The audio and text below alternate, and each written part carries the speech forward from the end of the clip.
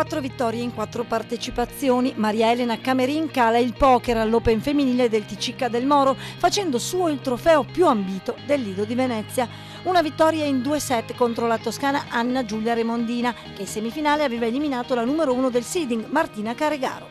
Chiuso con un facile 6-2 il primo parziale di gioco, la Camerina ha dovuto fare i conti con fatica e temperature africane prima di chiudere al tiebreak il match. È stata dura, ma ce l'hai fatta? Non è stata dura, è stata durissima, ce l'ho fatta, non so come, è stata una finale veramente lottata, Giulia ha sbagliato poco, poi è subentrato anche il caldo nel secondo set e ho cercato di rimanere concentrata perché se andavo al terzo la vedevo veramente dura, sono veramente contenta.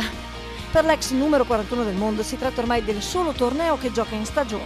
A casa mia ormai è il 4º anno che gioco, la 4ª vittoria, credo. Ne ho approfittato visto che sono vicino a casa e ho portato i ragazzini della mia scuola di Jesolo, qualche amico e non giocando più è sempre, le emozioni sono ancora più forti, rientrare in campo sono ancora più felice, ecco. Pubblico delle grandi occasioni sugli spalti di Cadelmoro per un torneo che giunto alla 6ª edizione ha visto un tabellone di assoluto rispetto.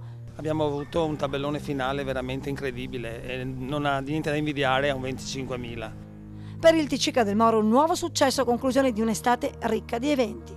È stata piena di eventi e siamo felicissimi, sono andati tutti alla perfezione. Abbiamo avuto, iniziando con le Final Four giovanili, poi abbiamo avuto la fase finale del Master Over 60 e la fase finale nazionale del Master Over 35, fino ad arrivare ad oggi, alla finale di questo torneo incredibile.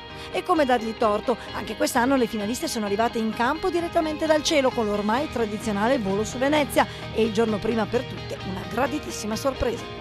Ieri le abbiamo fatto una sorpresa, le abbiamo portate con una lancia privata a Venezia e poi gli abbiamo fatto fare un bellissimo giro in gondola da San Marco al Ponte di Rialto e le ragazze sono rimaste veramente contentissime.